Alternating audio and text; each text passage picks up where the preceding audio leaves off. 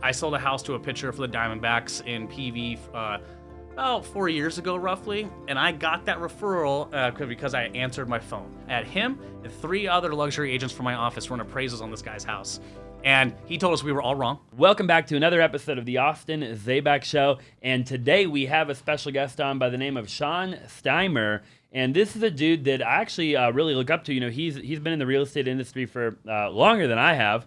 And, man, I met him at a house tour. We were doing a house tour. I think that might have been the first time I met you. I would say so, yeah. I think so. You had like a multi-million-dollar house that you had listed.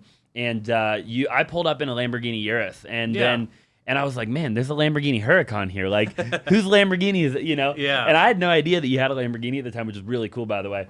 And I used to have the Huracan, you know? And, man, so that was the first time I met you, and we got to talking, and I realized, like, dude, like, you're the real deal. You've been in real estate for a long time, so I just appreciate you being on the show, man. Well, thanks for having me. I appreciate it. It's always kind of fun to do this stuff and, you know, work with my peers on everything and help spread some knowledge to people. That's the goal, right? It's the entire goal, I think. I'm still trying to figure it out, you know, like, what are we here for, right? You know, I think, dude, it's all about other people. Yeah. It's the only thing I always come back to that, right? Like, anytime I'm serving myself or trying to, like, I'm in it for myself, it's like I'm not happy, right? Yeah. And then when I'm doing it for other people and I'm, like, trying to help and give and love and provide for other people, I'm, like, totally fulfilled. Yeah, exactly. You know? The more you can help out others, so I kind of like teaching and mentoring a little bit, is because the more I can help out others, it actually helps me understand what I'm doing a little bit more, because then my confidence builds and all that. So helping spread knowledge, doing podcasts, teaching mentorships, all that stuff, I love doing that. Just because then also the more people that pick up this knowledge, it helps on everyone. 100%. A lot of people talk about there's too many realtors in the valley, but at the end of the day, I mean, we know each other, but we probably don't know all the same people. So we're not really competition, you know? So Agreed. If we can all work together and help each other out, you know, everyone eats. Dude, I totally agree with that, man. Yeah. So talk to me a little bit about like where you are today. You know, obviously you're kind of big in a multitude of areas. You know, I feel like you have a big network of investors that you work with. Yeah. But you also do a lot of just like retail stuff too, right? Yes. And you have a small team now. And I'm sure you got your hands in some other stuff. So talk to me a little bit about like what your world looks like today. So I got in the business about 9 years ago, roughly. And over those 9 years, I've kind of built my portfolio to be really investor heavy. Like you said, I still do traditional sales. First-time home buyers are actually my favorite people to work with. But then I do all the way up to selling, you know, multi-million luxury homes, the really cool stuff. So, you know, in these 9 years, I kind of just helped one guy flip a house, so then 2 guys flip a house, so then both of them made, you know, 20%. So then I took that portfolio and that resume and showed a third guy. And then the third guy was like, all right, cool. So now I work with about 7 different investors. So I have 6 or 7. You know, a few of them kind of took this year off. But, you know, building that over time is definitely kind of where I've gotten to where I am today. Yeah. And then, you know, obviously trickle in, you know, the traditional sales. Last year, I don't remember how many deals I did, but I did around... my team did around $51 million, and my team is me. My dad's my partner on the team. We're co-owners of the Steimer team. Then we have my sister, and then my fiance, Danny. That's awesome. Yeah. Yeah, a little family biz. Truly a family business. I love it. You know, There's pros and cons. There's days me and my dad will fight about the color of the sky being blue. You know, It's light blue or dark blue, and we'll butt heads. But then, you know, right after that conversation, we'll go back and talk about this contract we just got. Right. So it's very fulfilling, and I absolutely love being able to work with my family. And you know, it's, you know, kind of digressing, going back to, you know, the team did about 51. I think I was around 25, 26 million individual sales.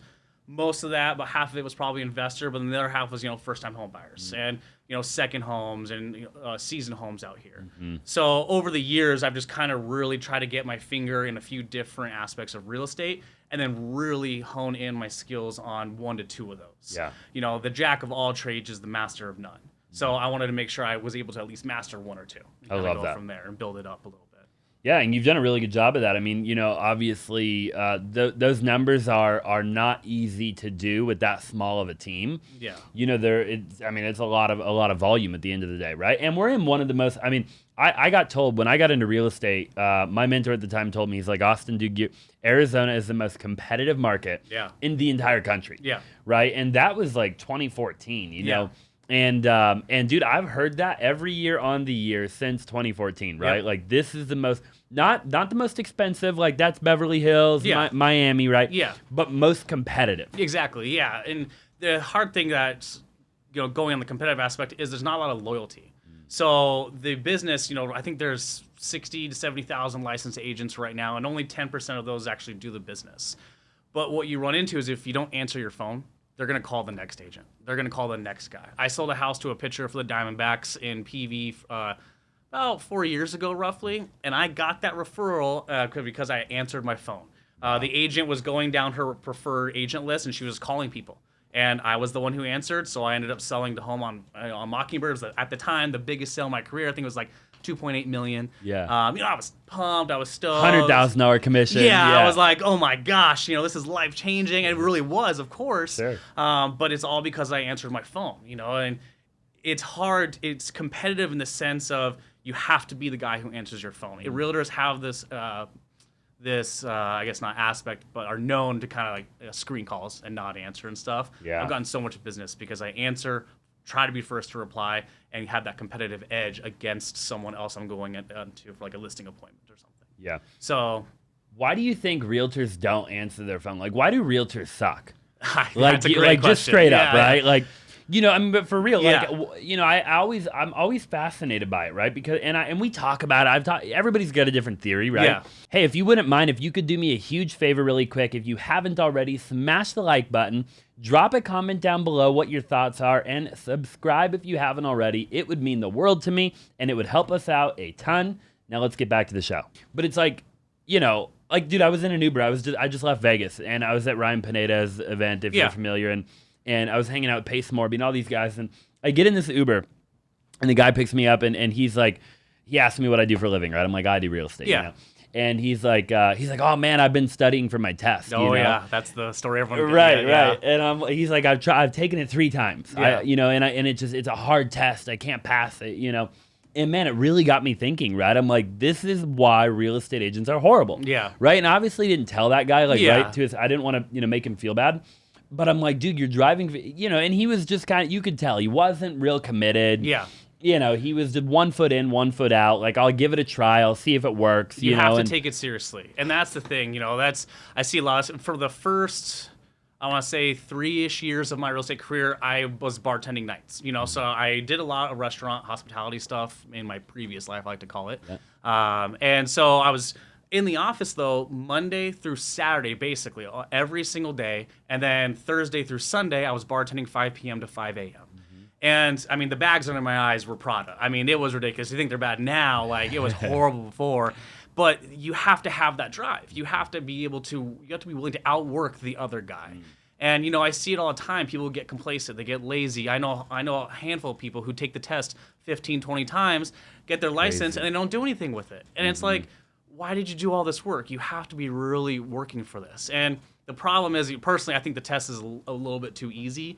Too many people get their license, they fall back on it, and then they just become complacent, and then that's when we get their bad reputation. Yeah. They don't answer their phone, they don't answer their emails. Now, catch-22, I think even today, it's noon, maybe 12:30. I've already gotten 6 spam phone calls and 4 spam texts. So it is very easy to just go, oh, I don't know this number, screw it, see you later. But on the other end of that line could be a commission. For sure. It could be whoever. And if you answer and it is spam, it takes literally 2 seconds to either hang up or say you're not interested and go on. But if you do answer and it is a commission, it could be a huge payday. Why are you willing to risk that by not answering your phone? Wow, powerful. Like, it's 2 seconds of your day, which consists of thousands of seconds, and you're not going to take that odd. Like, that doesn't make sense to me. Doesn't make any sense. It's almost like, I think people are afraid to a certain degree. Yeah. And I don't know why. I can't quite figure that out. Like, why did you get? I think people get into real estate for the wrong reason, right? Yeah. Like, this Uber driver, he said, man, I want to get into real estate because it's flexible, right? Yeah. And you hear all these different reasons why people say that they're going to get it. It's not true. Joke. Yeah. It's not true. When people get into real estate because they want to make their own hours, I laugh on the inside. I go, you have no idea. I go, yes, technically speaking, like, I'm an independent contractor. Yep. I don't have a boss. But my bosses are my clients. When they call, I answer. When I have a client who can only see homes on the weekends, well, I'm missing Friday and Saturday night out drinking with my friends because I have showings in the morning.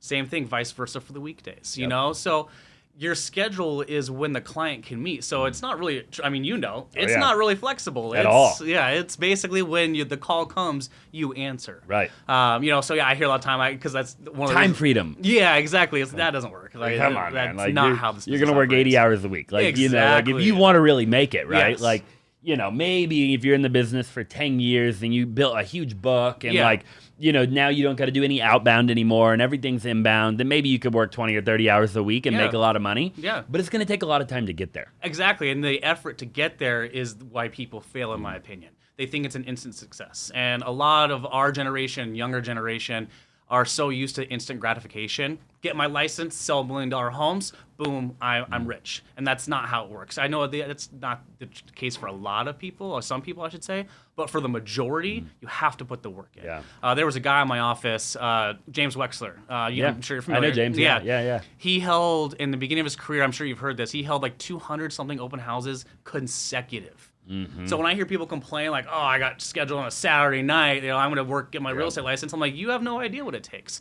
This guy runs one of the most successful teams in the state, and this is what he was doing to get there. When I first got in the business, like I said, I was working weekends and then I was working weekdays. I didn't have a day off for months at a time at one point. Yeah. And I burnt the candle at both ends. And, there was a time where I'm like, is this really worth it? But sticking it out made it worth it. 100%. And, kind of digressing a little bit, you said people get in it for the wrong reasons. It's true. If you're in this to chase a paycheck, you're in it for the wrong reason. You will not last the longevity of this business.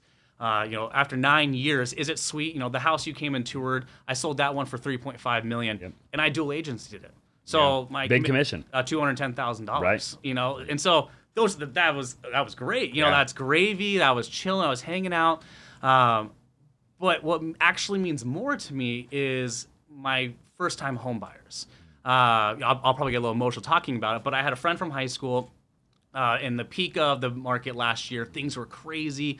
They're trying to find a home below $500,000 in Gilbert.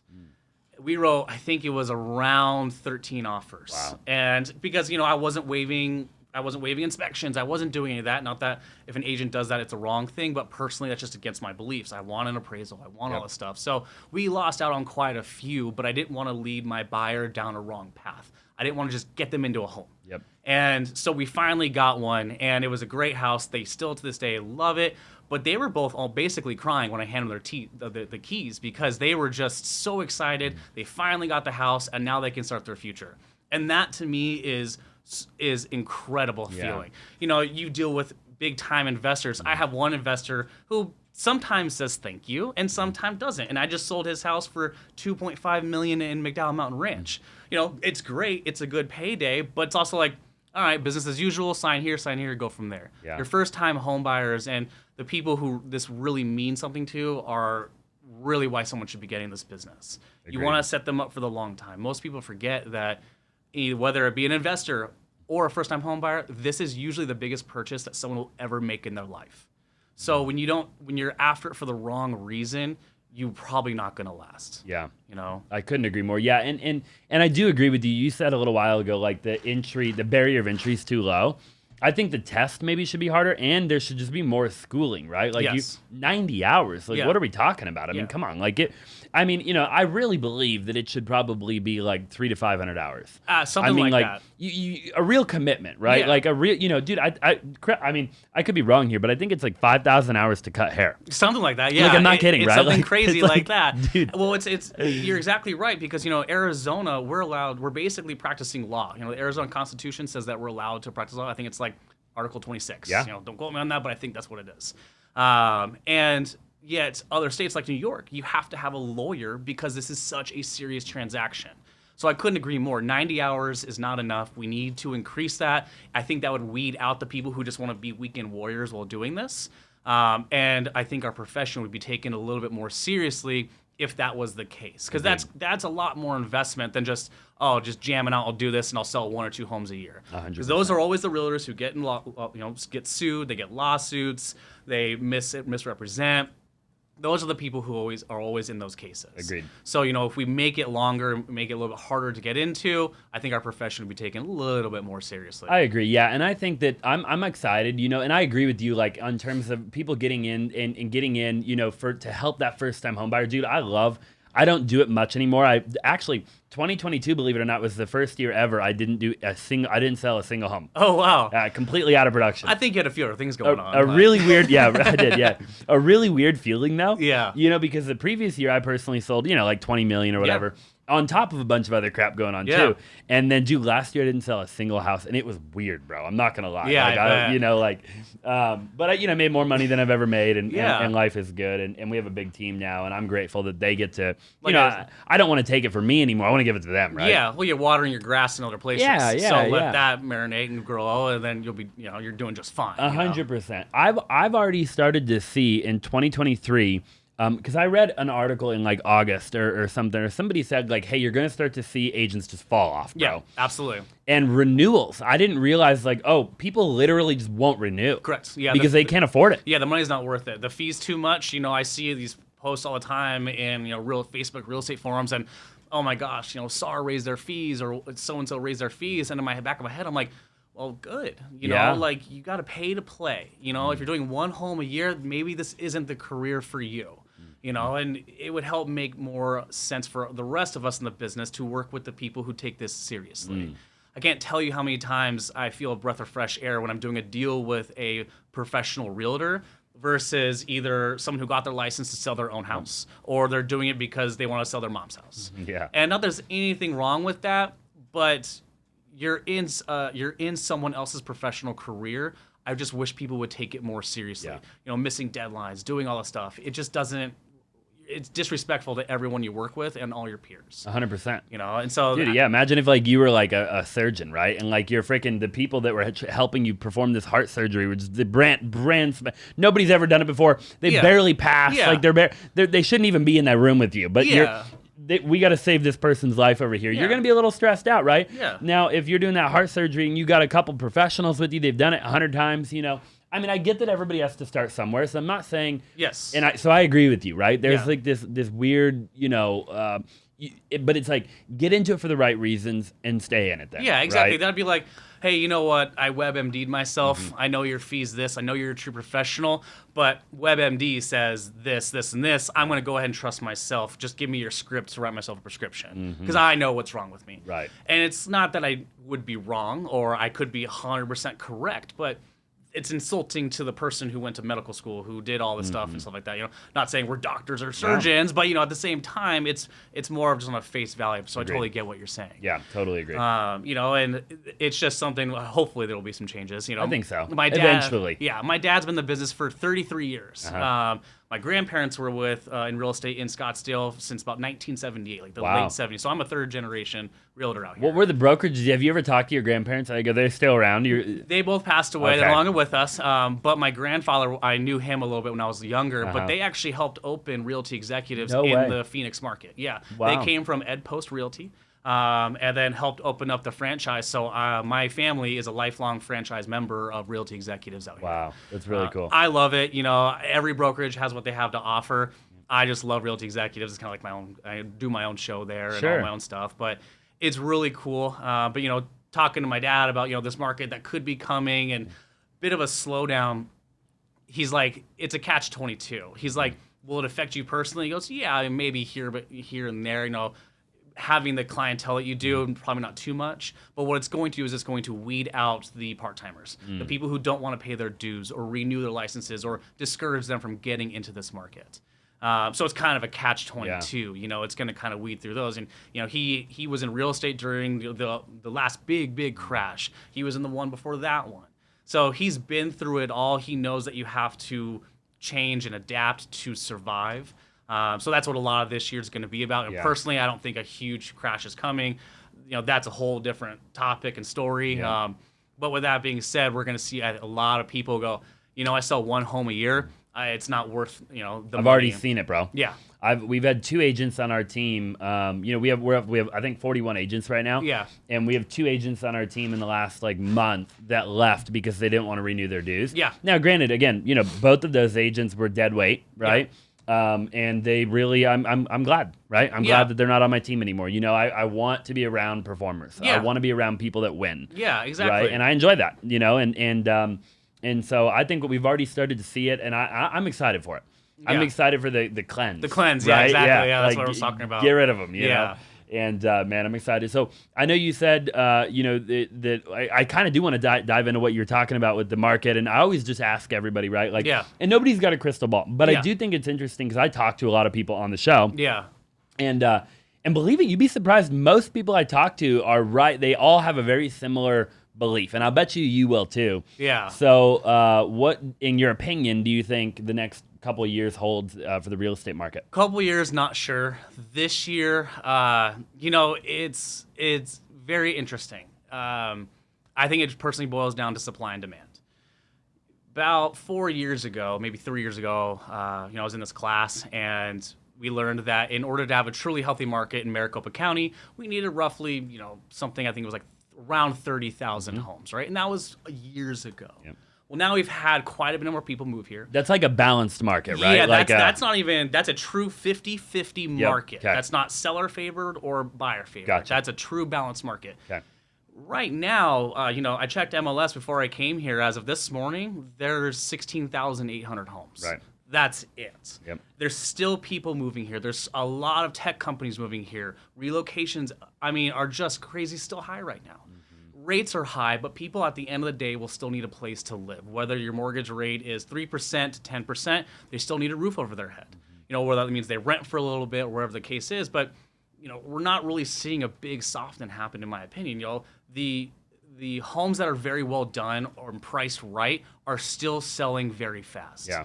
The stuff that's sitting is your sellers who have something that they think is special, and so they're in 2020 prices.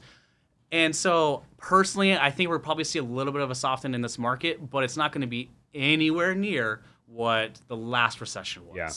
I get daily emails from the courthouse. I have a guy down in the courthouse who does all of my foreclosure business because we buy a lot of foreclosures and revamp them and sell them out. My partner, Jim, my dad, he was the #1 specialist for Bank of America, Wells Fargo, Chase for REOs and bank foreclosures back in the last crash. Very cool. We see all this stuff come through, BPOs. We haven't gotten a BPO or bank foreclosure in months. Mm-hmm. The emails we get from the courthouse to go auction on foreclosures, there's maybe not many. No, maybe 2 a week that actually close. There's maybe 1, maybe 4 on the docket, but they always get postponed. And so, I keep seeing foreclosures happening. The sky's falling. If you've ever wanted to get into wholesaling real estate and you want to learn how to flip contracts and wholesale, right? Maybe you're brand new, maybe you've never wholesaled a deal, or maybe you're even doing a couple of deals a month right now, but you want to learn how to do more. Instead of joining my coaching program or somebody else's coaching program, we're actually looking to hire. So go ahead and message me 480-418-5339 and send me a text message opportunity. Okay, so if you want to work with me, you want to work with my incredible team, you want all of our leads, you want all of our systems, all of our processes, everything, right? And I've done about 2,000 wholesale deals in my career, then go ahead, shoot me a text, 480-418-5339, and message me opportunity. And look, especially if you're in my state, okay, the state of Arizona. If you live in Arizona and you want to get into wholesaling, this especially is an opportunity for you because you can come sit right in this office with my entire team and be a part of one of the biggest wholesaling companies in the country. I look forward to talking to you. All this stuff, and I'm like, so I sit back and go, okay, where? Yeah. What's going on? And there's a few spotty places I think it's happening, but in the Phoenix and Scottsdale, area, Maricopa County, I don't foresee it. There's not enough supply to even meet this demand that has slowed down. Yep. I think it was, like I said, 16,800 homes. I ran it just for Scottsdale, just for fun. In Scottsdale, there's only 1,600 homes. Wow. Below 1,000,000, 864 as of this morning before I came. Wow. 800 homes. Not a lot of picking. No, there is slim picking still for people who still need to move here. Mm-hmm. And so with supply being that low, demand not being at an all-time high, but still fairly high, market's still strong in my opinion. Yeah. It still could be a good time to sell. It still could be a good time to buy. It just kind of, unfortunately, no one's got that true crystal ball. But I would say we're probably pretty close to the bottom of what we would see in here. They're already talking about rates lowering, and all this stuff is driving the market to kind of start picking back up here. Yeah, dude, I totally agree. I think that 2023. I'm like, what year are we? Yeah, exactly right. Yeah, 2023, maybe another 10% decline in prices. But then I think we level out. I think we're already leveling out. Yeah. And I almost think in 2024 we go on a bit of a run again. Yeah, I would totally agree. A small run. Yeah. Nothing crazy, but I think we turn right back around. And I don't see some big crash coming. I don't either. And it's people all the time. Well, they're giving loans out and stuff like that. The loan stipulations. I'm not a loan officer, so I don't know that like the back of my hand. But the loan stipulations have all changed. They're not just giving away bad loans like they did that caused the crash before. Everything's a little bit different these days. Yeah. There's a lot of different factors and a lot of safety nets in place. So, and basically, like I said, supply and demand. Other markets, I have no idea. I have no idea how California, Oregon, Florida, all those places are doing. I can only hear that information, but what I know is happening here, I don't foresee anything crazy happening. No, neither do I. No. What do you think about like the luxury market? Like, do you think that I think there's a lot of money coming here. Oh, right? Absolutely. Yeah. That listing I have right now for $3 million just down the road from your office. Been on the market. We had already a contract one time, but I just accepted another contract on it yesterday, and that was 60-ish days on the market. I have one in PV for $6.3 million. I got 2 people circling the boat on that one. So the high-end luxury stuff actually, from what I'm seeing, is moving a little bit faster because they either have the cash or they're getting portfolio loans at a lower interest rate. The bank is saying, hey, don't take your $6 million out and use it to buy this house. We'll give you a loan at 4 or 5%, or if not even lower. I heard one the other day at 3.75 in today's market. Wow. Because they didn't want him to pull his money out. Otherwise he was going to go take all the cash. Yeah, exactly. And then they can't use that money to do what they do. So the luxury stuff is actually moving, from what I'm seeing, faster than anything around under $1 million. Under $1 million is where the buyers are really feeling the weight of this interest rates. But even with that being said, there's still a lot of people out. Yeah. I got buyers myself that were looking under $1 million. I have a few listings in Gilbert. That's a revolving door of showings. I'm expecting a few offers on those ones. I'm just seeing days on market change. When I first got in this business, your average days on market 9 years ago, I want to say was 4 months, right around there. And that was average. Yeah, so that was totally normal. Yeah, you had some listings sitting for 8 months, 9 months. You had some listings sitting for 2 months. I will never forget, I had a deal get under contract like year 2 in my business, when I was got my license. Year 2, we got the house under contract within 2 months. And oh my gosh. She was like, oh my gosh, how am I going to be able to move this fast? Yeah. This is incredibly fast. I don't know. So much pressure. Fast forward to 2020, 2021. If it doesn't sell in a weekend. Yeah, if you don't get an offer in the first 10 hours, you're like, why is it sitting for so long? Right. So it's like, it's all a matter of perspective. Yeah. And I think, kind of digressing a little bit, is that we had a lot of realtors get their license in the past 2 years. Mm-hmm. So the only market they know is a market that was shooting straight up. So they see an average day on market go for 30 days. They're like, what's wrong with the house? Yeah. I'll get a phone call. Oh, your listing's been on the market for 30 days. What's wrong with it? Absolutely nothing's wrong with it. We're just at normal times right now. Yeah. We're not falling off. We're just kind of recurring back to a time that is more sustainable. This much up is not sustainable. Not at all. In the real estate market, the stock market, everyone knows too much green is a bad thing. You got to have it level out. So that's what I think this market's doing. I think it's leveling out. The signs are showing it's leveling out. Of course, you have the people who say the sky's falling, but those are the people who will always say that. And then when it shows the little sign, they'll be like, oh, I called it, I'm right. Mm-hmm. It's like, you can't call that. If you say you're going to die every day, eventually you will be right. 100%. But that doesn't mean you're right 99% of the other times. I couldn't agree more. So this fear-mongering that's going on is just, it needs to be stopped, in my opinion. And these people who use clickbait and all this stuff need to take a step back and stop trying to scare people and they could actually take their time to properly educate people. 100%. Yeah, and I agree. I think once you watch like the actual content, like people are, I think that the title, the thumbnail, right? Yeah. If you click the video and watch the video, it's typically everything you just said. Yeah. Right? One guy in particular, I don't know him personally. I'm sure Graham Stevens, Graham Steffens. I don't know how to pronounce his last name. Sorry if you watch this. Hate his headlines, hate his thumbnails, love his videos. Well, the videos are great. Incredible. Yep. I mean, the time and effort this guy puts into it, but he is the clickbait master. Gosh. Everything, clickbait to the freaking max. You know, and so I just want to see people, and so I'll actually send some of his videos to my clients. I'm not very big in YouTube myself, kind of how, giving information like how he does or how you provide. So I'll use those videos to some of my clients. I'm like, hey, ignore the headline. Yep. Watch the video. Right. This is what's going on. This is stuff I agree with. And it's just more about educating buyers these days because, well, it's not the best time because rates aren't 3% like that was free money back in the day. Know.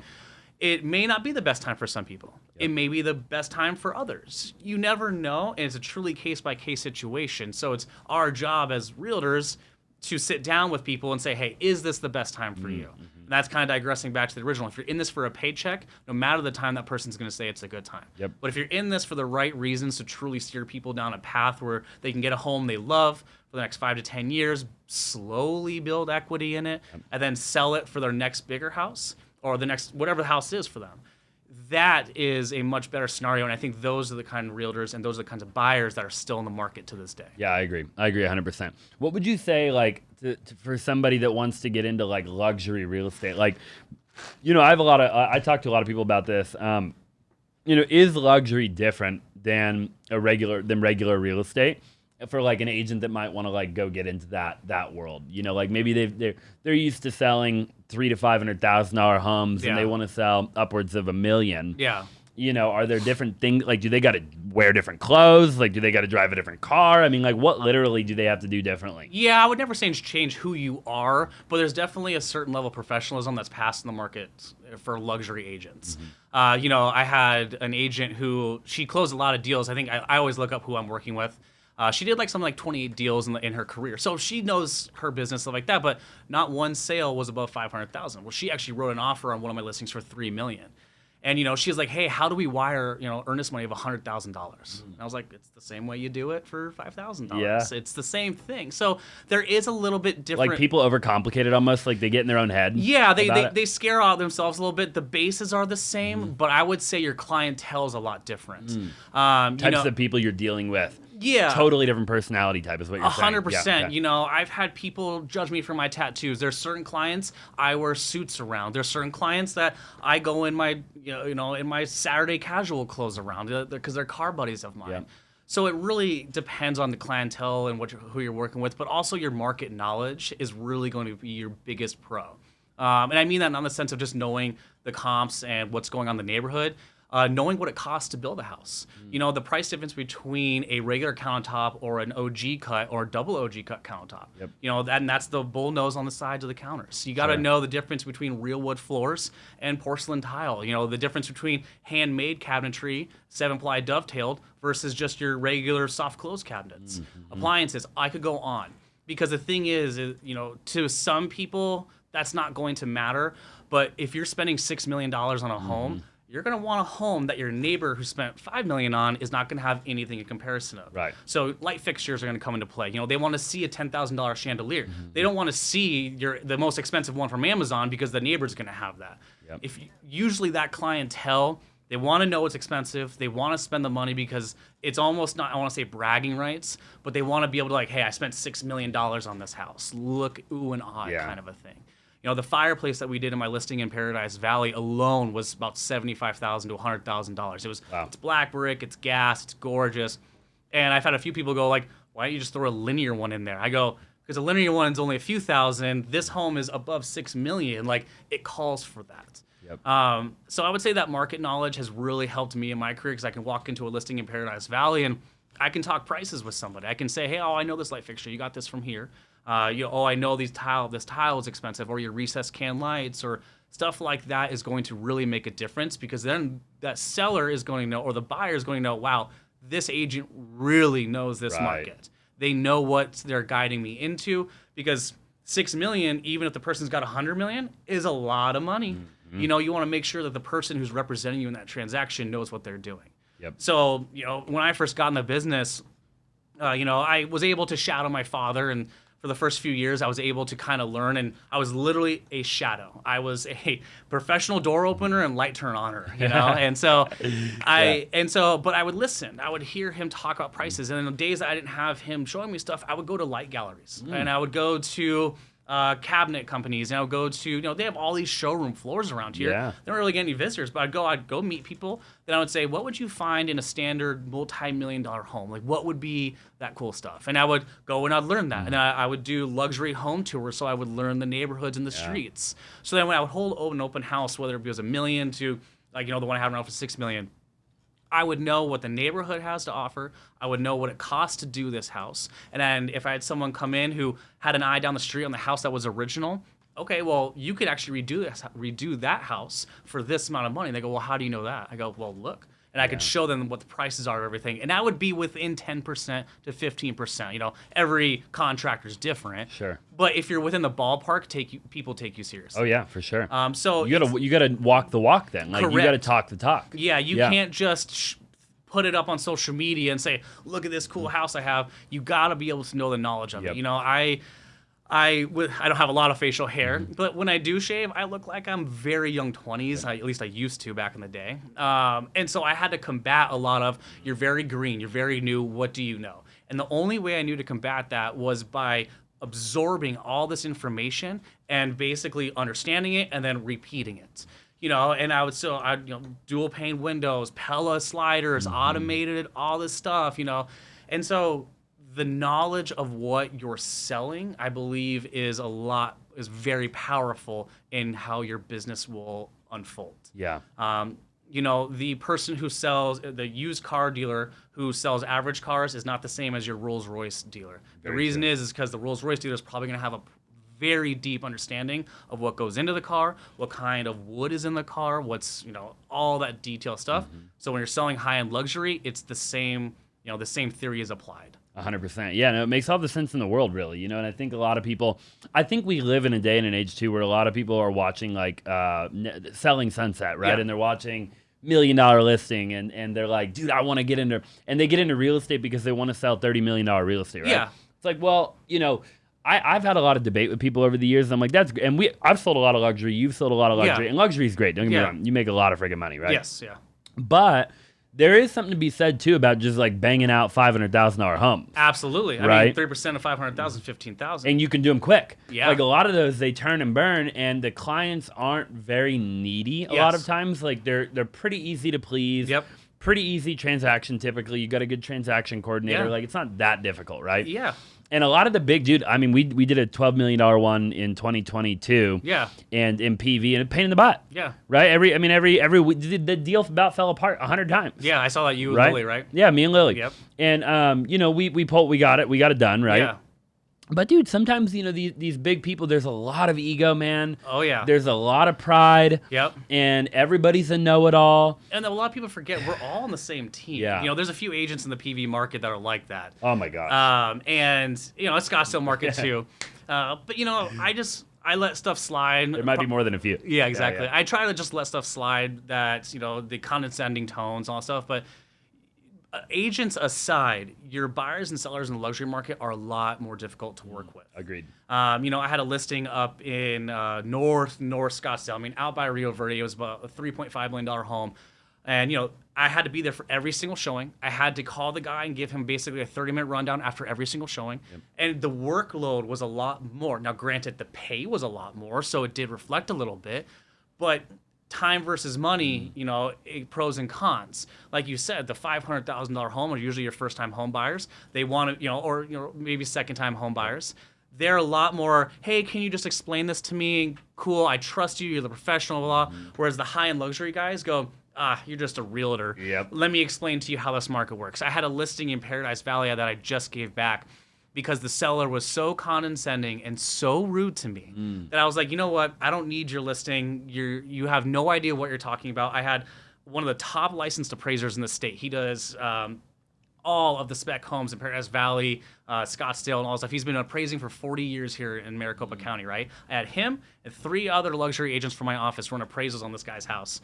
And he told us we were all wrong. Yep. And that how rude I was and all this stuff. And I get the professionals. How much wrong did he think? Like, what did he think? Just out of curiosity, like, you give me like a rough number. He was off by about $800,000. Okay, all right. On what type of price point? Like a couple mil? $3 million. Okay. Yeah. So it's a lot. We're talking 25% wrong. Yeah. And so, he was giving credit to certain areas that weren't right about the house. And I liked the guy, even though he was rude and condescending to me, he was a previous friend of mine, and I don't ever really hold grudges like that. Yeah. But business is business at the end of the day.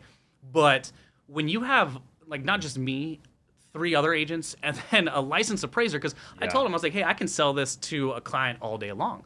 I can get this, but if it doesn't appraise past a bank, how do I argue that? Yeah, I can get then it becomes a waste of time, right? Yeah, I can get a reconsideration of valuation, which I have had to do a few times, but that success rate's very hard. You're trying to tell an appraiser, hey, I know you do this for a living, but this is why you're wrong, and this is why you should be listening. Yeah. And every now and then you'll get the appraiser who doesn't have an ego, and they understand. They said, okay, these are some very valid points on these adjustments and all that stuff. And then you get the appraiser who doesn't even allow it. So I told him, I was like, hey, man, good luck. Yep. It's not worth it. This headache you're causing is not worth it. I have other clients. Yeah, their dollar purchase is less than what me selling yours is, but they're headache free. They're appreciative, which is the biggest thing, and then they're more understanding. Yeah.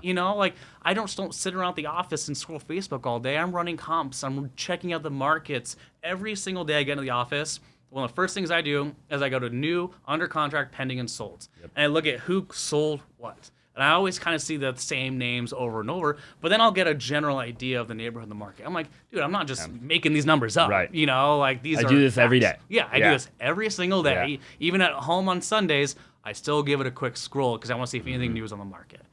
Yeah, I think there's also a lesson to be learned in turning down people that are very unrealistic. Yes. I've learned my lesson many times, and I think any agent watching that wants to, just be more productive and more efficient, right? Yes. Like, you will have those clients that are totally unrealistic, right? Yeah. And what a lot of agents do is they take the deal anyways. Yes, absolutely. Right? Like, they're scared to say no. They're scared to say no. They're scared to put their foot down and argue. Yeah. Not argue, but like disagree, right? Yeah. And say, hey, no, you're that's not accurate. It's never going to sell for that. Yeah. It's going to be a waste of time. We're going to sit on the market. We're going to rack up days on market, right? And so they take the deal. Yeah, they'd rather get the listing and hope they sell it than be realistic. But then a lot of times they end up looking bad. Yep. It ends up taking way too long. Yeah. And then a lot of times the listing, they didn't end up selling it anyways because it goes expired. Yep. Everybody's unhappy.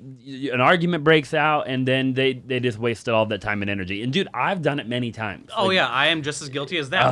When I first got in the business, I mean, it wasn't until probably 2 years ago, maybe even less than 2 years ago, where I started getting more comfortable being able to say, no, I'm not the realtor for you, or cancel things. So in the past year, 2 years, I've canceled maybe 2 or 3. That's about it.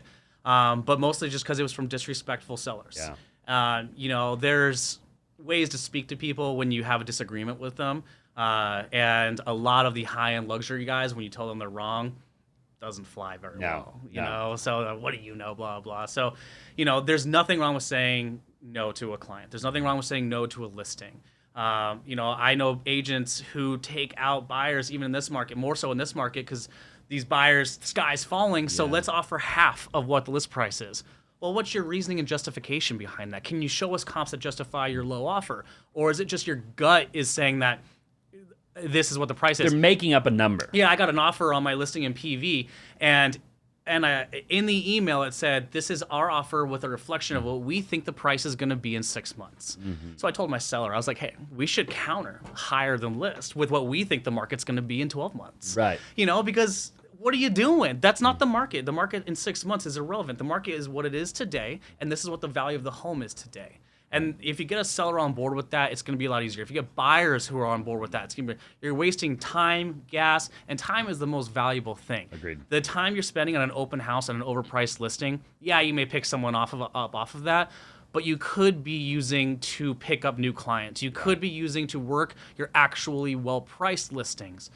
You're wasting time and energy and valuable resources for a dollar sign that most likely isn't going to happen. I agree. And like you said, it actually makes agents look bad. It does. Makes everybody look very bad. Yeah, it's we talk about that all the time. You can kind of tell some people just take a listing to take a listing. All the time. And truth be told, the one in... I've done it before, bro. Yeah, I've done it 100 times. I did it last year, I think. I was the co-lister, so I wasn't, and because I have a team, and it was Lily's, and I wanted Lily to, I think, have the opportunity to see that we were taking it too high, because I knew the guy was just going to be a pain in the frickin' butt. Yeah. And sure as crap, he was a pain in the you-know-what, right?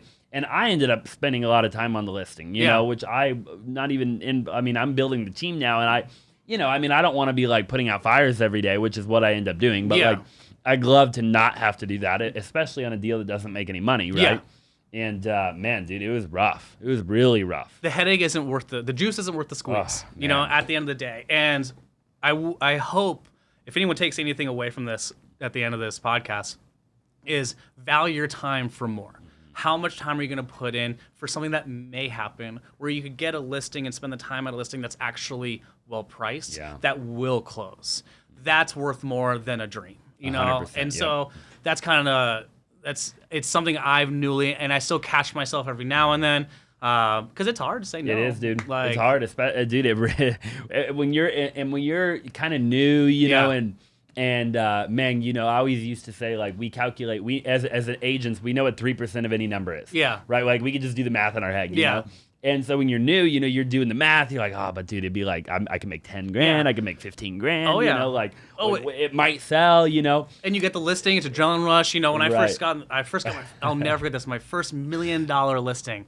I felt like Ari Gold from Entourage. I was in my car like, like I nailed it. I got the signed paperwork. Here we go. That one wasn't overpriced, so I ended up selling it. But I had that same feeling on an overpriced one very early on in my career. And it ended up horrible. Yeah. You know, and so it's just not worth it. No. It really isn't. Not at all. I completely agree. What would you recommend for, like, you know, if you were an agent getting into the industry in 2023, right? Yeah. And you were a hustler, dude. I mean, like, you know, you really wanted to be the next Sean. You wanted to be the next Austin or the next, you know, whoever, right? The next, I don't know, Jonah Jaffe, whatever. Yeah. You know, like, what would you do? I mean, James, obviously, we talked about his story a little while ago, right? He did 200 open houses, you know. Consecutive, right? Yeah. Like, what would you do today, though? Like, is open houses still it, or what do you think? I definitely think open houses work. So that house I had in Scottsdale, you did a video tour on. I met that buyer off of open house. Really? Yep. He was. How much in it before you got that? Like, when did you meet him? Probably month 2 into the listing. Wow. Yeah. So, and I do open houses every weekend. You know, I try to schedule at least one. But you know, it took 9 years to double end a $3.5 million listing. It's not something that happens overnight, but it can. You know, totally can. It will not happen if you don't try it. You know, so the. Sorry, long pause. I forgot the question. You're good. So, open houses. Yeah. It would be something you really think works still. Open houses work. You know, it's great for meeting neighbors who want to list. It's great for meeting buyers who come in. And I got lucky. This buyer came in. He was an older gentleman, not one of the nicest guys. You know, bless his heart. He's just an old school handshake kind of guy. Made a bunch of money in his day. Doesn't have a realtor. He had a flip phone still. He just followed my signs. Yeah. He didn't even use Zillow open houses. He just followed my signs from the street. Yep. Came in. Went back, got his wife, came back, loved the house. He invited me over for dinner. So I went over for dinner that night, brought my contracts. We talked price, we talked about who we were. But the pen to paper, literally pen to paper. Yep. And then I went home, scanned it to my email, sent it to my seller. Right. And so it was, you know, open houses definitely work. But I would say not only that is creating a business around what you love to do.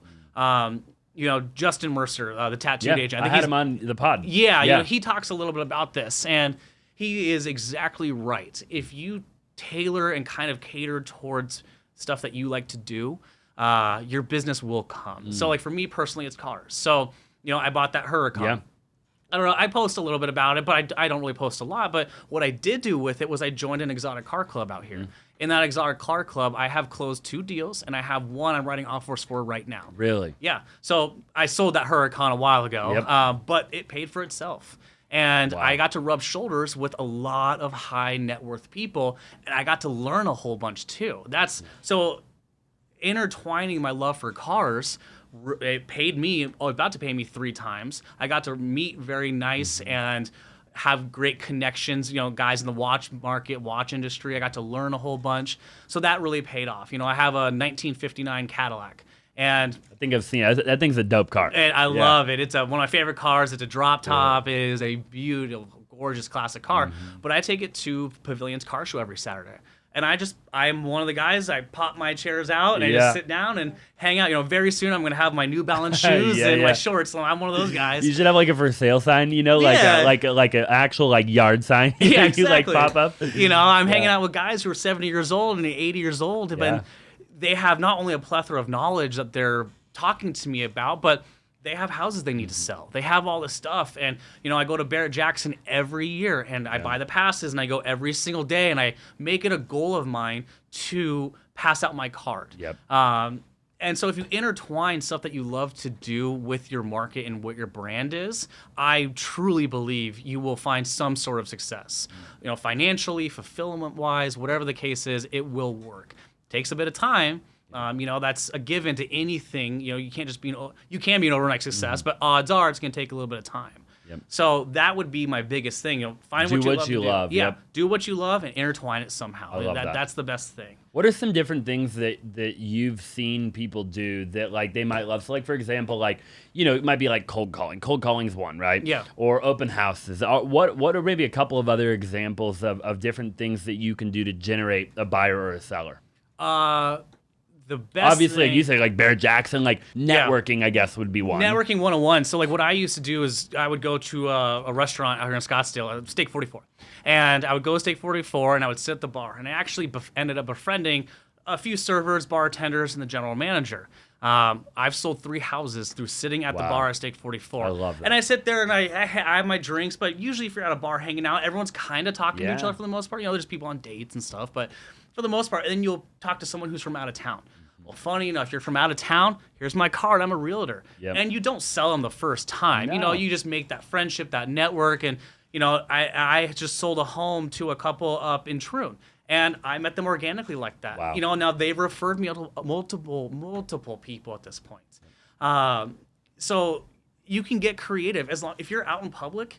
You have a chance to network. 100%. At the store, grocery store, the mall, a bar, a restaurant, whatever the case is. When I was bartending for years, towards the end of my bartending career, I would work the happy hour shift in Old Town Scottsdale. Specifically wanted that.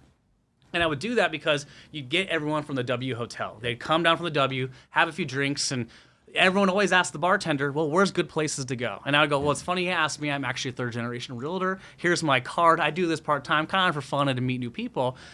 What can I tell you about Phoenix and Scottsdale? And then I became their go-to person. I became their person for if they wanted a table at a nightclub or if they wanted restaurant connections. The baseball player I sold a house to, the Diamondbacks guy, that story we mentioned earlier, he still contacts me for restaurant reservations. Wow. If you're the go-to person, you'll be the go-to person for real estate. Make yourself useful.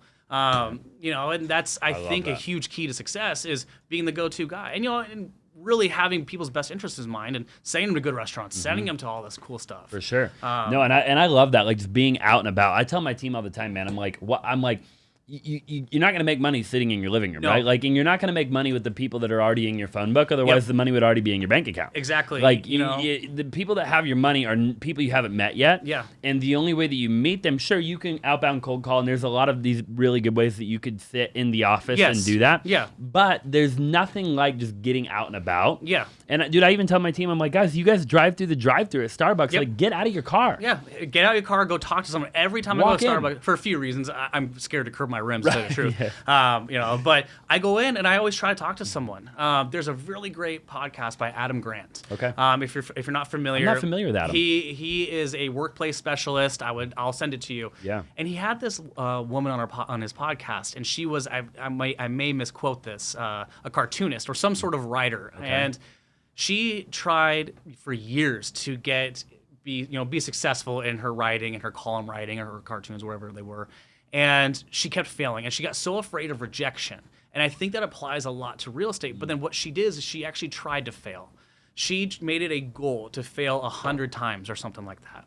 And when your goal is to fail, it pushes away the fear of failure. You know what? I'm going to go out today and I'm going to talk to 5 people. That's my goal. And if all 5 people shut me down, that'll be successful. And what she did 100. She sent her work to 100 different publishers. And of those 100, 43 said yes to her. Of those 43, the New York Times posted her stuff. Wow. And on the podcast, she's like, I never thought I was good enough for the New York Times. She goes, if you would have told me 2 years ago to submit to the New York Times, I would have said no. She goes, I don't think I'm good enough. But when her goal was to fail, she had no fear. Yeah. And then next thing you know, when you had no fear of that, you became, she got yeses. So I try to apply that to my real estate. I'm going to go out and I'm going to try and talk to people, at Starbucks, at the gym, whatever the case is, and I've been blown off. I've been all stuff, and you don't win every time. But when you do, it's a paycheck. 100%. When you do, and even if you don't make a paycheck out of it, just getting to meet one more person, that person knows a person. They could send you somebody from there. I know somebody who sold a house down at South Scottsdale. I forget the name of the place they were at. But they ended up selling a house, had a bad experience with their realtor when they bought their next one. And they ended up selling later on through me. But at that time, they referred me to people, even though they had an agent. Wow. Yeah, and it's just because of the people it's your network. Yeah. My dad has said this for years. He's like, if you're in the office, you're not making money. And obviously we don't cold call, but sure. There's different ways. But no, and that's mostly true if you're an agent. Yeah. I mean, if you're just an agent, right? Like, you're not. He's actually right, because you're not making money in the office. You might be teeing up appointments to go make money. Yep. But you're not going to make the money in there, because typically you've got to meet face to face. Exactly. And so you could tee it up. You could tee the money up. Yeah. But then you got to go get the money. And that's why I like open houses. If you have office work that can be done from your computer, go sit at an open house. That's literally where people and buyers come to you. Like, that's incredible. Dude, I've said that a million times, bro. I'm like, guys, where else can you go? Yeah. Where your freaking client walks through the front door. Literally through the front door. To shake your hand. Yeah, like, exactly. What are we talking about? And it could be a neighbor, it could be whatever, but it could be the guy who wants to buy the house. 100%. And that is awesome. Or the house next door. The house, exactly. So, funny story. When I was first in the business, like I said, I was shadowing my father. I bartended because I didn't get there was no split set up. My dad is very old school. He paid me with experience, as he likes to say. And so, I'd be working, and until I closed my own deals, I wasn't really making money. So we were holding an open house, and this guy comes in, and he doesn't like the house, but at the time, my father knew about off-market deals around the neighborhood. And he goes, hey, what about these ones? And like, oh, we've already seen those all. They're on the market. We're not a big fan. He's like, well, what about this one? And they're like, well, actually, we don't know about that one. And it's because my father had a relationship with that builder and stuff. So we wrap up open house. They come back and meet us once it's done. We take them to that house. They don't have a realtor. They write an offer through that house through my dad. Wow. And, that was a $2.8 million deal. Yep. So he got $80,000, something like that on that check. That happens all the time. Yeah. And I'm back the day. I was like, oh, this is payday. Yeah. I was like, this is awesome. Like, what's my split? And he's like, what do you mean, what's your split? Yeah. He's like, I let you come with me. He's like, I'm not paying you money to turn the lights on a house. Yeah. I was like, cool. Like, appreciate it. But hindsight's 2020. I'm glad it's like that. For but, sure. Even if they don't buy the house that you're in, they're going to be interested in the house next door. There's a reason they're walking through that door. Whether they know it or not, there's a reason they're walking through that door. And it could be a connection from, they don't buy a house for 5 years, but if you got them your card, they could potentially call you. Whereas if you're not open, you're not holding open, I guarantee you they're not going to be calling you because they don't know who you are. Yeah. So getting your brand, getting your name out is the biggest thing. New agents are kind of hesitant, I would say, to post on social media, to get their brand out. And I always use an analogy of, well, if you open a restaurant and you don't let people know you're a restaurant, you're open for business, would you get upset when you don't have any sales? Mm-hmm. And they're like, well, blah, blah, I guess that's true. It's like, yeah, if you're a realtor and you're new in the business, if people don't know you're a realtor, how can you expect them to use you? You got to tell everybody, man. You got to tell everyone, my goal. And why don't people do that, by the way? Like, just to stop, just like in your tracks, I see people, it's like, dude, you have 3,000 Facebook friends. Oh, yep. Freaking message everybody, dude. Year one in my business, I have 3,800 friends. And I know that because back when I was working in nightlife, I used to have promotions and tag people and all that stuff. And I went through and sent individual messages to probably around 2,000 of those people. And I had a client named Kyle Demeen, and still a client to this day. Messaged him, hey, Sean, funny enough, my wife and I are actually looking at buying a house. Right. We've talked about it. We don't know the next steps and what goes from there. I closed a deal that way. Boom. And what you just reached out, hey, I'm, long time no talk. Yeah. Just wanted to let you know I'm an agent. I'm fired up. Yeah. Kyle, don't kill me, but it was a generic message. Yep. And I just put people's name in and went from there. One time I miscopied and pasted, and the person was like, hey, I'm not Tasha. And I was like, how do I recover? And I went through and I copy pasted. I set aside 30 minutes of each day when I was going to the office, and I would do it. Wow. And I would just go from there and get everyone to know I was a realtor. My goal was when people said Sean Steimer, they thought realtor. Yep. Name association with what you do is absolutely huge. Name association with anything is absolutely huge. But if it's your brand and if you're in sales, you need to be affiliated with what you do. So Sean Steimer, realtor. That was my goal. That was the plan. And, I had to stick with it, and I'm sure I annoyed people. I know for a fact I lost a few followers. Oh, yeah.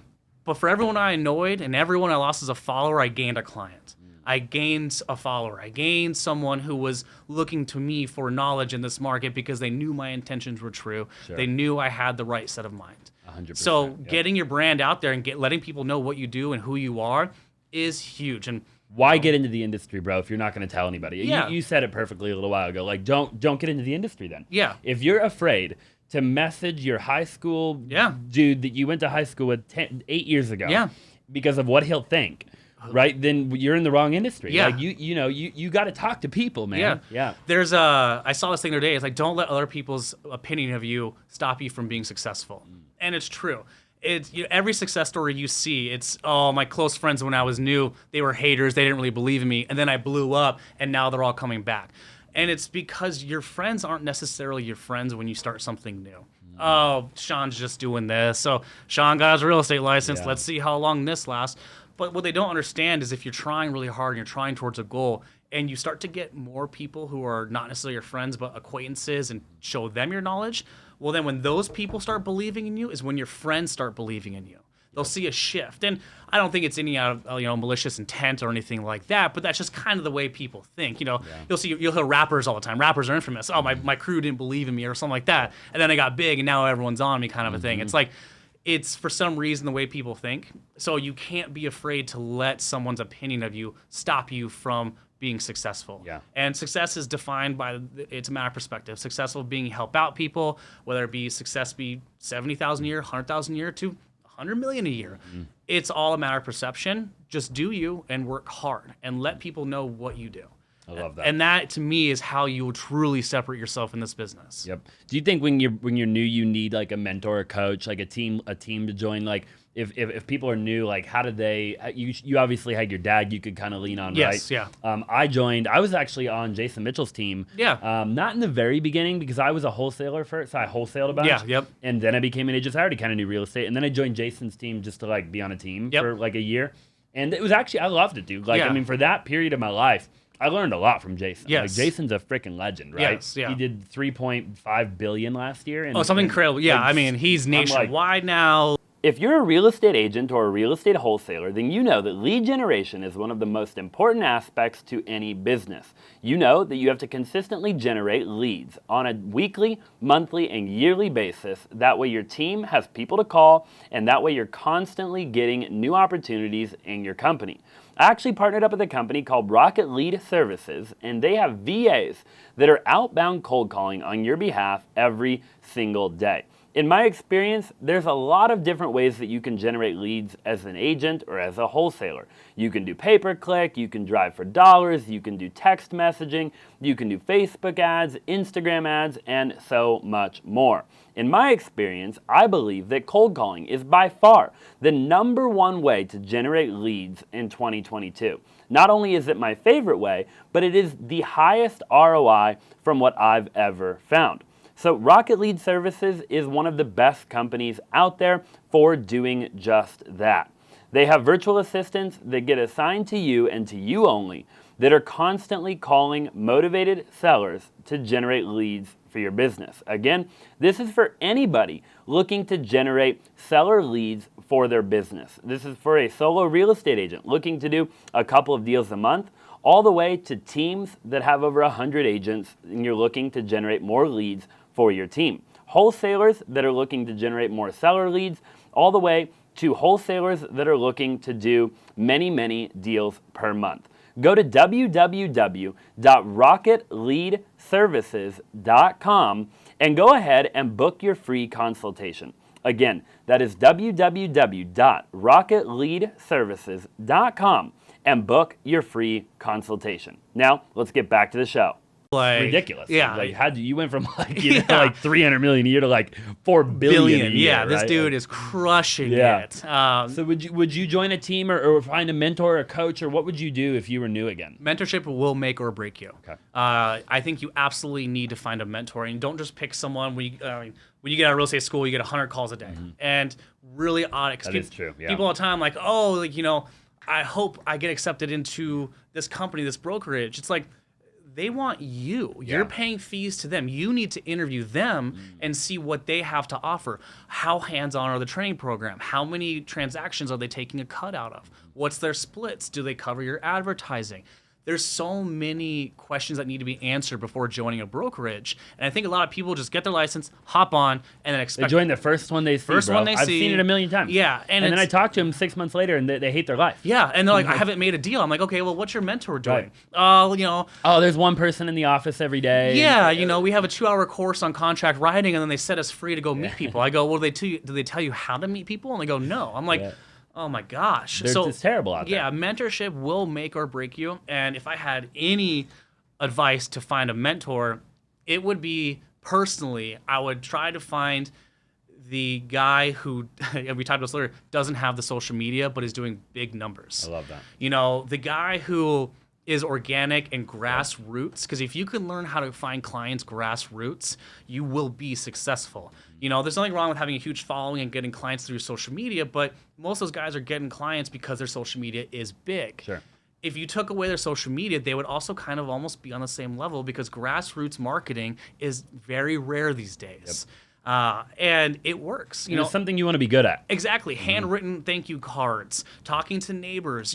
I always joke. So, my fiance will be driving a neighborhood, and I wave to everybody. I am the guy in the car, like, hey, neighbors, stuff like that. She's like, why are you like that? Why are you waving? Yeah, why are you waving? You don't know those people. I go, no, but they're going to see me. They're going to know this is my sign. I'm the friendly neighborhood realtor, and they'll come in and talk to me. The house I have right now in Scottsdale, the one for $3 million. I have talked to all of those neighbors for roughly 30-ish minutes apiece. Wow. And I make that a goal because it's grassroots. Shake hands. And all those guys who have those $3 to $5 million homes in that neighborhood, they're all kind of retired, and they're also from an era where handshakes mean something, your word means something, and when they were up and coming, grassroots marketing was the only marketing. Yeah. Door knocking was the only way for you to get your name out there unless you could afford a billboard. So they really appreciate that. I'll go door knocking, not anymore, but when I was getting in the business, I'd go door knocking in 110 degrees in July out here in Arizona. And I got more people answer the door and offer me water because they were like, holy crap, this guy is serious. Yeah. He really wants our business, to come out and try. And I don't think I ever ended up getting a deal that way. But that doesn't mean someone wouldn't be able to. Sure. It is some luck of the draw. You'll knock on a house that the lady doesn't have a realtor. But for the most part, the fact that you're willing to put forth the effort of a grassroots marketing is huge. And so find a mentor who has the time, who has the knowledge of what it takes to be successful without social media. And if they have a social media, that's great. That should just be an added bonus, in my opinion. But get your grassroots marketing down, learn how to farm an area without social media, and then from there, once you get that, build your social media platform, and then from there, build your network, and then keep stacking it on. But you need to have a strong foundation of more of an old school route.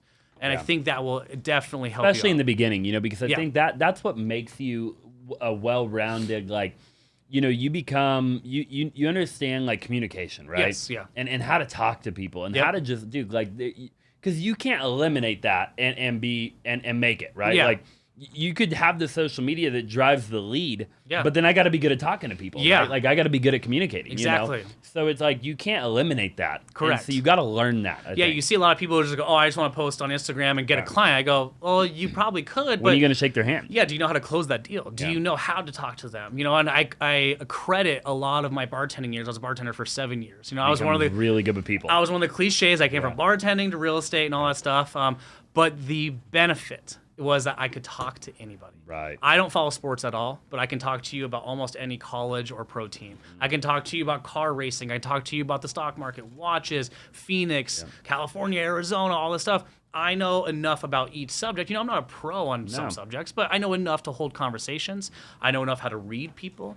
My dad taught me many, many years ago, if someone walks into your open house and doesn't make eye contact and doesn't shake your hand, they're probably not serious. Wow. And I could not tell you how true that statement is this day. I'll have people blow past me. And it's like, all right, see you later. Like bye. And then those people, they're a waste of time. They're not. They're walking right out. Yeah, they're walking right out. Those aren't the people you work with.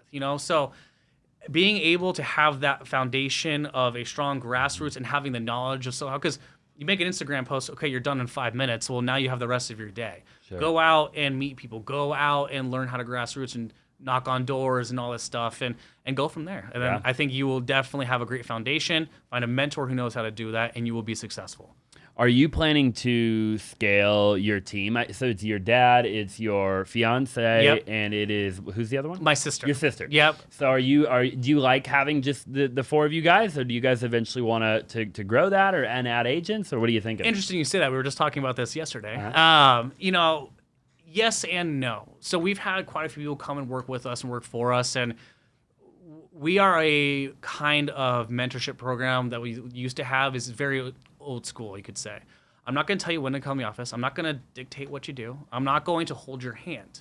If you want to be successful, you will show up. You will put the work in. You will, after 6 months of dryness, which is very common, to have nothing in your pipeline for months at a time, you won't give up. You won't just go, maybe this isn't for me. And so for now, for the next few years, we are keeping it a family business. We have a few associates with the Steimer team who are affiliated with our team, but they're not quite team members per se. Yep. And, we get a lot of business that way. We get a lot of people who love that we are truly a family business. And, we've got listings that way. We have clients who appreciate it and all that stuff. And there's something to be said, about big scale companies and, big teams who are doing hundreds of million a year. But, my 3 or 4 person team last year did 51 million. That's a few million average per person. A few of the team members pulled a little bit more than others, but my sister, she's a part-time agent. She's a full-time mom, and she is a 3/4 time agent. So when she doesn't have her son, she's in the office, she's working numbers, she's working comps, she's busting her butt, but then she's got to go be a mom. So, when she's being a mom, I kind of have the freedom to go network and shake hands. So it's a catch-22, but even then, what she has done to create her business to be successful, she has gone in and worked with her son and done like child groups. I don't know the specifics of it because I don't have any kids. But with that being said, she has used what is in her circle to become, used to network and become successful. Right. And so, Danny, my fiance, she was in gymnastics for years. So she reached out to the gymnastics crew and she sold homes that way. Wow. Very cool. Yeah. Yeah. So it kind of touches base to something like that. And I love that our 4-person team, does the numbers we do. It's small family style. And, as you know more than anyone, the growth and hunger for success comes with headaches. And I'm the kind of person, I'm doing just fine. I don't really need the headaches, it's that. And dude, I really believe, and I've said it before on camera, but I believe that at a small, when you're like 2 to 5 people maybe or so, give or take, you can be highly profitable. Yes, yeah. And then when you're like 5 to 30, 40, 50, 60, 70, you're not profitable. Yeah. And then you only get profitable again when you're massive. Yes. And so dude, I've met a lot of people that they scale out of profitability. Yep. And then they get into this awkward season where then they have a decision to make. Yeah. They either now need to go way bigger, which takes a lot of time, a lot of energy, a lot of resources, a lot of freaking money, right? To get profitable again. Yeah. Or they need to trim it back. Correct. Yeah. And that's our operating costs for our office and all that stuff are less than that's what I'm saying, and that's why you guys are very profitable. Yeah. And it works, right? Because and I've been through it, bro. I've been through seasons, where this middle ground is just not profitable. No, yeah. People are like, I want 20 agents. It's like, no, you don't. Yeah. No, you don't, because you have an office. So you need 100. Yeah, exactly. Or you need 5. Yeah. But you don't want 20. Yeah, exactly. That's not what you want, right? And I think people have it all wrong, man. Yeah, there's definitely the success and drive. And then once you hit that 100, then it becomes stuff. But then just as well as I do. I had a mentor back in the day, and he owns a bunch of the nightclubs out here in Scottsdale. I was talking to him, and I was like, "What's it like to?" This is before I was doing where I am now, and I was like, what was it like to hit your first million? I was like, what was it? What was the gratification? And he looked me dead in the eyes. He goes, I was gratified for 5 minutes. Yep. And he goes, 5 minutes, I thought I made it. I made $1 million. And he goes, and then the toxic thought of, now I need another. Yep. Now I need 2 million. And with that drive, it applies to, the teams. If you don't, okay, I have that 20-person team, I need the 150. Now I need the 250. Now I need the 350. It is hard. Yeah. It is very hard. I don't know how guys like yourself do it. There's not hours a day, man. Yeah. I'm up 5 a.m. and I'm working until late in the night. Yep. And I'm like, I'll see you post. I'm like, how the hell does he have time for this? So, it's definitely true respect for that. But it is what a lot of people don't see is the behind the scenes and the headaches and the fires you put out. And, I know you're engaged now, but it's a lonely life. It is. It is a very lonely life when you're growing and scaling. Is you got to turn down dates. When I was single, I had one gal. I was really busy with real estate, and I had to cancel a date. And I'll never forget. She's like, "If you cared, you'd make the time." Right. And I'm like, that is not applicable when you're dating an entrepreneur. When I'm not prioritizing, right? Like, you can't come before my dream and my goal. Correct. Dude, I told my fiance that the day that I met her, bro. Yeah. I said, look. I said, I'll give up anything in my life, right? There's a lot of things that I'll compromise on. Yep. I said, the one thing I will not compromise on is my dream and my goal, right? Yeah. Because I've had it since I was a little kid. Yeah, I talked to my fiance about the same thing. Early on, I was like, just a heads up. And I was like, not that you'll ever be second. I said, but real estate and my career and my goals will always be one. Yep. I said, I want you to share that position and help us as a family hit those goals together. Yep. And it's powerful. It's hard. It's challenging. It's ups. It's downs. We'll be having family time, and we go on a family walk almost every night now. And there's some nights where we're both on our phones working. Yeah. But we're working towards a common goal. We're working towards something that we can build together. And not saying we're building an empire together to be cliche, but she definitely has more of an understanding now than what it was before. And the mentality that of, if he cares, he'll make the time. No, he cares about his goals. He cares about his drive. He cares about, hitting that achievement that he's had for years. The pressure of not being enough to either yourself, to your peers, or wherever the case is so much that it will drive you to a lonely life. Yeah. So it is a balance. But dating an entrepreneur is hard. It Very is tough, bro. Yeah, hats off. I've got a lot of respect for the women and the men out there that are where their significant others an entrepreneur. Yeah. A lot of respect. I think their job is probably harder. Yeah. In a lot of ways, right? Absolutely. Because they've got to support it, dude, and they've got to put up with it, and they've got to be loyal, and they've got to be, the biggest thing is to have patience with it. They've got a patience, dude, yeah. Yeah, that to me, bless my fiance's heart. She's got so much patience for my work schedule. Gosh, right now, I was saying this on podcast, I might get a little trouble, but we haven't been on a date in like a month and a half. We've been doing other things. We're doing 75 Hard right now. We're doing all this stuff. So we have a lot going on.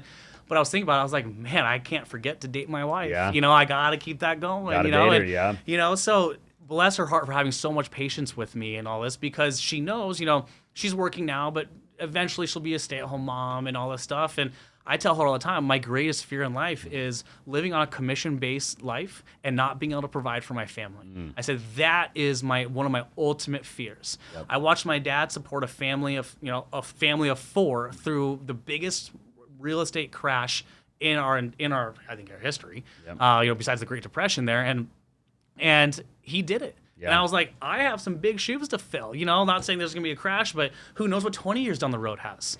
And so the goal, and I think finding someone who has that patience and that understanding is huge, because I'll never forget when she sent me that message, not Danny, but the girl before, if you cared, you'd make the time. I was like, we are not on the same wavelength. We will never see eye to eye. You'll get upset when I got to take a contract at dinner. You'll get upset when I got to do this. I was like, see ya. Can do. Yeah, this isn't gonna work real fast. That was a red flag. Oh man, dude, I'm right there with you, bro. What is like your biggest advice? I guess just as a whole, if somebody's thinking about getting into real estate, and I know we're wrapping up and we're getting a little long here, and I know your time's valuable. So this is a question that I really was kind of thinking about, right? Like if somebody's thinking about, because I talk to a lot of people, man, they're like, I'm thinking about getting into real estate, right? Like, what is your advice to those people, right? Like, what, Take it seriously. It is It's a lot harder than it looks. You'll see on people's social media, close this house, et cetera, and it looks a little easy. But if you're comparing their chapter 9 to what soon will be your chapter 1, you will not be successful.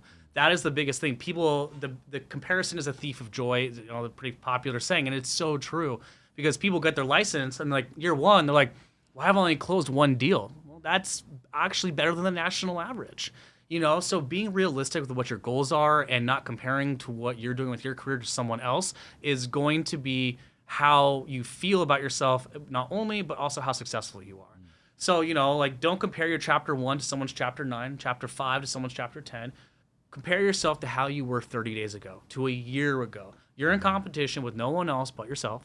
And if each day you are progressing to either make yourself smarter in the market or work harder or whatever the case is, then you are doing better than what you were yesterday, and then you will eventually be successful. Follow that path. It'll guide you there. Wow. Love that, yeah. And you got to be truly understanding of what you're getting into. It is not bread and butter. It is a lot of headache, a lot of time consuming. The big joke of getting, like we talked about earlier, of getting in the business for your own schedule is a joke. You work for your clients. When they call, you answer. Yeah, you have a boss. Yeah. It's your client. Correct. Yeah. Right? Yeah. And you can fire your boss, but then you're also firing your paycheck. Sure. So it's a huge catch-22. And I would just say make sure it's something that you really, really want to do because it is not easy. It takes probably a few years to get the ball rolling to where you can actually sustain it as a full-time career. And have some money saved up because I'm doing $26 million a year now. But year 1, I made $5,000. Sure. And I had to bartend nights. It was not an option. It was not I'll just dabble in both. It's like, no, if I want to have somewhere to live, I got to have 2 jobs. You do. And just work hard to get it to where it's your only job, and then from there keep growing. Yeah. I agree. Yeah, I think it will take a couple of years, and I think that's a total mic drop. I think that anybody that is willing to do it for a couple of years and really play full out, then you can make a lot of money in this industry. Yeah. But it is a lot of hard work, and you do got to be committed for the long haul. Absolutely. You can't. It's not. Are overnight successes a thing? Yes. Yep. Are they going to happen to you? Probably not. Right. It's just like winning the lottery. Your odds are probably pretty close, the same. But so be willing and ready to work. Be willing and ready to get rejected. That's a big thing. People can handle rejection. Get thick skin. You're gonna have, you're gonna have agents be rude to you. You're gonna have do you know how long I've been doing this? You're gonna have all that stuff. And 9 years in, I have some pretty thick skin, but even still to this day, I get the occasional agent where I'm like, what, F that guy. Yeah. How rude, and stuff like that. And, I'll have to go for a walk and cool down. I'll put my phone down and say, all right, 5-minute timer here. Yeah. I'll respond to that rude message here in 5 minutes when I've cooled off. Yep. Because, you got to have some thick skin. You do. Got to. You do, and that's a tough thing to do. Yeah, sometimes people are gonna hate, man, and people are gonna tell you how they feel, and you gotta, you gotta play it the right way and brush it off, keep trucking along. It's a small world too, right? That's something we didn't talk about much, but man, is it a small world? Yeah.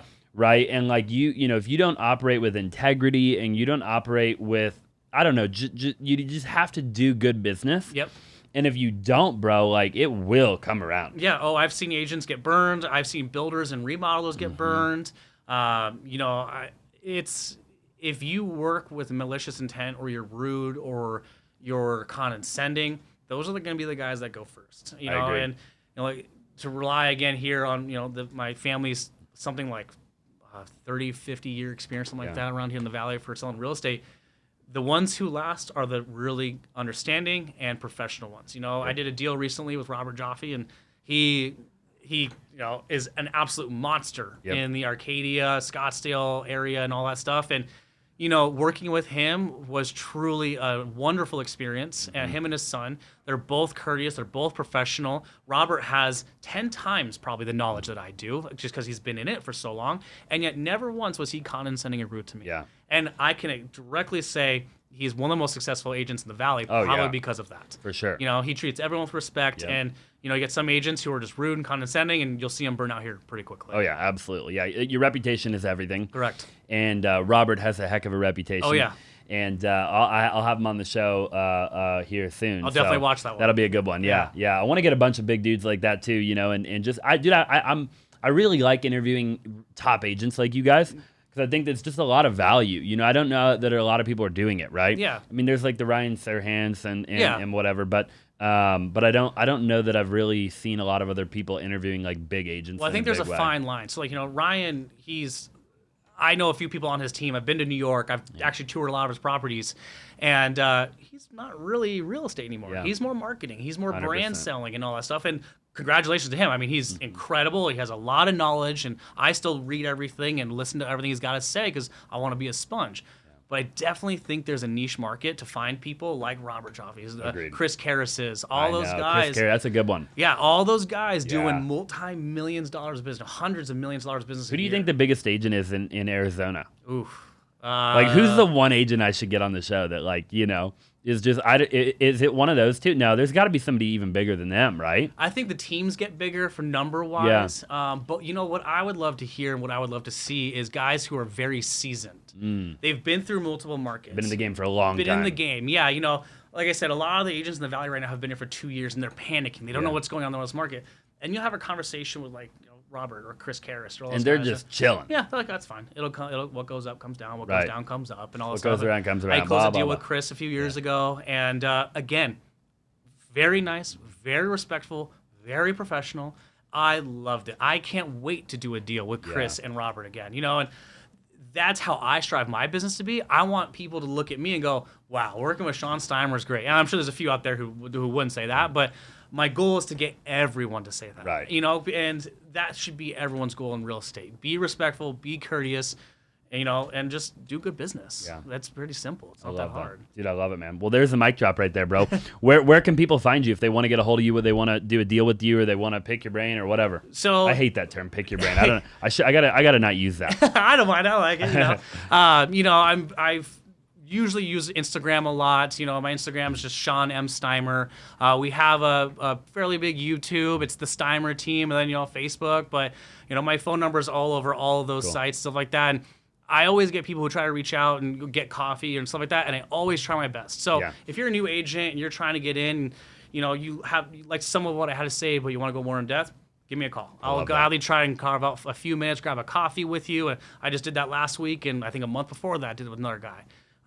Because people who I know a few agents who don't like doing podcasts and who don't like doing that and spreading the knowledge, but you're kind of training and talking to someone who's going to be your peer. Yeah. So if you can kind of be like, hey, this is how we do it. We're respectful, we're courteous, we're professional.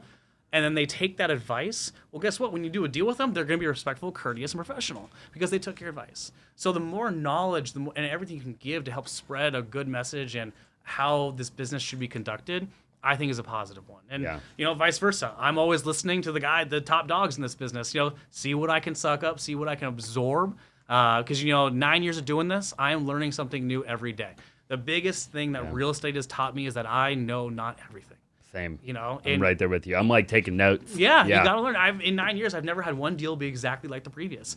Are there similarities? Sure, there's a beginning, middle, and end. But prices, numbers, clients, egos, all this stuff play factors. And I've seen people lose deals, whether it be the realtor or their client has an ego. I've seen fall out and drop out because of that. Yeah. So, it's every deal's different. You always try to suck up as much knowledge as you can and, do what you can do. Yeah, dude, I totally agree, bro. And it's really cool that you're willing to meet up with people and stuff. So I definitely think that people should take advantage of that if they, want to get into real estate in AZ.